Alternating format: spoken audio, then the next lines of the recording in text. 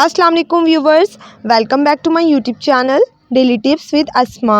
रहमान नाम का शुमार लड़कों के नामों में होता है। रहमान एक इस्लामी नाम है। रहमान नाम की इब्तदाई तारीख अरबी ज़बान से निकलती है। रहमान नाम के लड़कों के लिए खुशकिस्मत नंबर 2 माना जाता है। रहमान नाम का मतलब है रहम करने वाला। खुशकिस्मत दिनों में जुम्मा और हफ्ते का दिन शामिल है। रहमान नाम का शुमार इंटरनेट पर सबसे ज़्यादा सर्च होने वाले नामों में से होता है।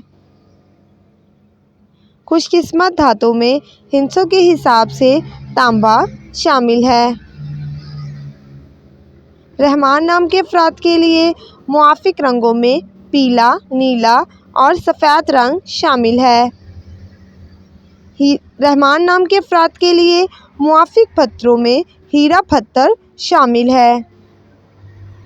फ्रेंड्स, अगर आप अपने नाम का मतलब जानना चाहते हैं तो कमेंट बॉक्स में अपना नाम लिखें। इंशाल्लाह हम आपके नाम की वीडियो ज़रूर बनाएंगे। Thanks for watching. अल्लाह हाफिज़।